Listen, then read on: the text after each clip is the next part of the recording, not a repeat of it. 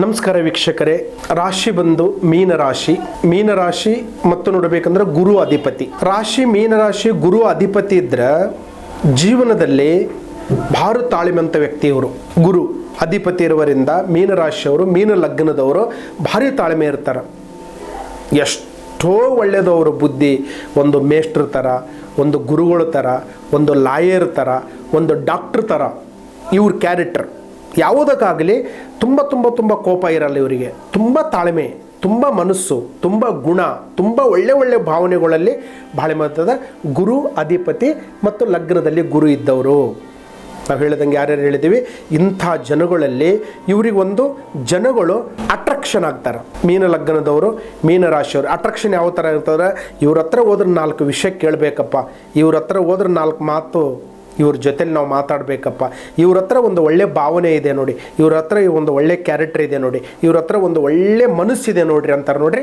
ಅಂಥವರಿಗೆ ಗುರು ಮೀನರಾಶಿ, ಮೀನ ಲಗ್ನದವರಿಗೆ. ಮತ್ತು ಇವರಿಗೆ ನೆರಳು ಅಂದ್ರೆ ಬೇರೆ ಜನಗಳಿಗೆ ಇವರು ಸಾಥ್ ಕೊಟ್ಟು ಹೆಲ್ಪ್ ಮಾಡೋಂಥ ಕ್ಯಾರೆಕ್ಟರ್ ಇವ್ರದ್ದು. ಮೀನರಾಶಿ, ಮೀನ ಲಗ್ನದವರು ಹೆಲ್ಪಿಂಗ್ ನೇಚರ್. ಮದುವೆ ಆಗೋದಿಲ್ಲ, ದುಡ್ಡಿಲ್ಲ ಕಣೋ, ಆಯ್ತಮ್ಮ ನನ್ನ ಹತ್ರ ಇಲ್ಲ, ನಾನು ಏನಾದರೂ ಮಾಡಿ ನಿನಗೆ ಹೆಲ್ಪ್ ಮಾಡ್ತೀನಿ ಅಂತಾರೆ ನೋಡಿ ಅಂಥವ್ರು. ಯಾವುದಾದ್ರೂ ಜಮೀನೊಂದು ಕೇಸ್ ಇದೆ ಕಣೋ, ಏನು ಮಾಡಿದರೆ ಆಗ್ತಾಯಿಲ್ಲ, ಸ್ವಲ್ಪ ಹೇಳೋ ಕಣೋ, ನಿನ್ನ ಕಡೆಯಿಂದ ಆಗುತ್ತಂತಾರೆ ನೋಡಿ. ಅಂಥದಕ್ಕೆ ಇಂದು ಇವರು ಸಾಥ್ ಕೊಡೋಂಥ ಒಂದು ಮಾರ್ಗದರ್ಶನ ಇರುತ್ತೆ. ಗಂಡ ಹೆಂಡತಿ ಪದೇ ಜಗಳ, ಗಲಾಟೆ, ಕಿರಿಕಿರಿ ಏನು ಮಾಡಿದ್ರೆ ಅವ್ರಿಗೆ ಕೈಗೂಡೋದಿಲ್ಲ ನೋಡಿ. ಅಂಥವ್ರು ಸತಿ ಇವರು ಬಂದು ಗಂಡ ಹೆಂಡತಿಗೆ ತಾಳ್ಮೆದಿಂದ ಮಾತಾಡಿದರೆ ಮೀನರಾಶಿ, ಮೀನ ಲಗ್ನದವರು ಅವ್ರ ಮಾತು ಕೇಳ್ತಾರೆ. ಏನು ಇವ್ರ ಹತ್ರ ಶಕ್ತಿ. ಗುರು ಅನ್ನೋದು ಒಂದು ವಿದ್ಯೆ, ಒಂದು ಬುದ್ಧಿ, ಒಂದು ಜ್ಞಾನ. ಇದೆಲ್ಲರಿಗೆ ಬರೋದಿಲ್ಲ, ಎಲ್ಲರಿಗೆ ಚಾನ್ಸಸ್ ಸಿಗೋದಿಲ್ಲ. ಆದರೆ ಬುದ್ಧಿ ಜ್ಞಾನ ಒಂದು ಬರಬೇಕನ್ನೋದು ಅವರು ಪಡ್ಕೊಂಡಿರಬೇಕು. ಮೀನರಾಶಿ, ಮೀನ ಲಗ್ನದವರು ಇಂಥ ಕ್ಯಾರೆಕ್ಟರ್ ಇವ್ರ ಹತ್ರ ಇರುತ್ತೆ. ಯಾಕಂದರೆ ಐ ಬಿಸ್ನೆಸ್ ಆಗುತ್ತೆ ಇವರಿಗೆ. ಇವ್ರು ಹೆಂಗಿರ್ತಾರಂದರೆ ಒಳ್ಳೆ ಸೌಂದರ್ಯ ತಾರ ಮನಸ್ಸಿರ್ತದೆ ಇವರಿಗೆ. ಒಂದು ಈ ಥರ ತ್ರಿಪುರ ಸುಂದರಿ ಥರ ಇದು ನೋಡಬೇಕಂದ್ರೆ ಭಾಳ ಒಳ್ಳೆಯ ಒಂದು ಗುಣ. ಇವರು ಮುಖ ಲಕ್ಷಣ ಹೆಂಗಿರುತ್ತಂದ್ರೆ ಒಂದು ಡಾಕ್ಟರ್ ರಾಜಕುಮಾರ್ ಅಂತ ಹೇಳ್ಬೋದು. ಆ ರಾಜಕುಮಾರದಂಥ ಒಂದು ಕಳೆ, ಅವ್ರ ಮುಖದಲ್ಲಿ ಕಳೆ ಅಂತ ಹೇಳ್ತೀವಿ ನಾವು.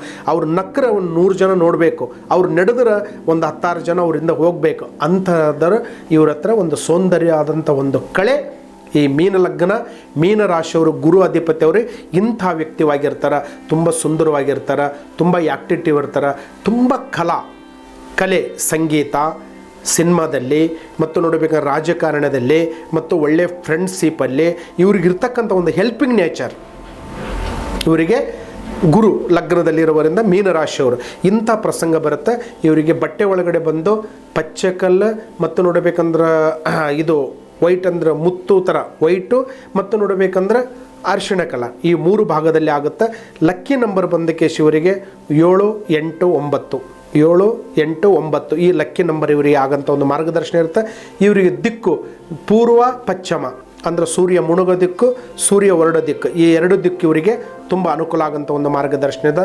ಮತ್ತು ವ್ಯಾಪಾರಸ್ಥರು ತುಂಬ ಅನುಕೂಲ ಆಗುತ್ತೆ, ಆರೋಗ್ಯವಂತವಾಗಿರ್ತಾರೆ ಇವರು. ಇವ್ರಿಗೆ ಯಾವುದಾದ್ರೂ ಕಂಟಕ, ಗಂಡಂತರ ದೋಷ ಏನಾದರೂ ಬಂದರೆ ಸತೆ ಇವ್ರಿಗೆ ಗುರುಗಳ ಮಾರ್ಗದರ್ಶನದಿಂದ ಇವರು ಹೇಳ್ತಕ್ಕಂಥ ಒಂದು ದೇವರ ಭಕ್ತಿ ತುಂಬ ಇರುತ್ತೆ ಇವರಿಗೆ. ದೈವ ಪೂಜೆ ಇರುತ್ತೆ, ದೈವ ಪುನಸ್ಕಾರ ಇರ್ತದೆ. ಭಗವಂತನ ಮೇಲೆ ಅವಾಗವಾಗ ಧ್ಯಾನ ಮಾಡ್ತಾನೆ ಇರ್ತಾರೆ. ಮೆಡಿಟೇಷನ್ ಆಯಿತು, ವಾಕ್ ಆಯಿತು. ಇವರು ತುಂಬ ಆರೋಗ್ಯವಂತರು ಇರ್ತಾರೆ ಅಂತ ಹೇಳ್ಬೋದು ನಾವು.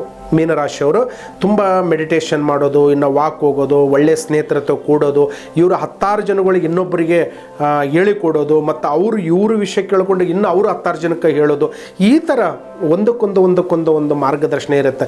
ಇವತ್ತು ಮನುಷ್ಯ ಹುಟ್ಟಿದ ಮೇಲೆ ಒಳ್ಳೆಯದೇ ಮಾಡಬೇಕಂತ ಒಂದು ಮಾರ್ಗದರ್ಶನ ಇರುತ್ತೆ. ಒಳ್ಳೆಯದು ಖಂಡಿತ ಈ ಮೀನರಾಶಿಯವರು ಮಾಡ್ತಾರೆ. ಒಳ್ಳೆಯ ಮಾರ್ಗದರ್ಶನ ಇದೆ. ಇನ್ನು ಹೆಚ್ಚಿನ ಬಗ್ಗೆ ಕೇಳ್ಕೋಬೇಕಂದ್ರೆ ನಾನು ಹೇಳಿದಂಗೆ ಮುಂದೆ ಗುರು ಇರಬೇಕು, ಹಿಂದೆ ಗುರು ಇರಬೇಕು. ಅವರು ಒಳ್ಳೆಯ ಗುರುಗಳ ಕಡೆಯಿಂದ ಮಾರ್ಗದರ್ಶನ ತೊಗೊಳ್ಳಿ. ನಿಮ್ಮ ಸಮಸ್ಯೆ ನಿಮ್ಮ ಕೈಯಲ್ಲಿದೆ, ಪರಿಹಾರ ನಿಮ್ಮ ಕೈಯಲ್ಲಿದೆ. ತೊಗೊಳ್ಳೋಕೆ ಒಂದು ಅವಕಾಶ ಮಾಡಿಕೊಳ್ಳಿ. ಎಲ್ಲರಿಗೆ ಒಳ್ಳೆಯದಾಗಬೇಕಂತ ನಮ್ಮ ಮಾರ್ಗದರ್ಶನ. ನಮಸ್ಕಾರ.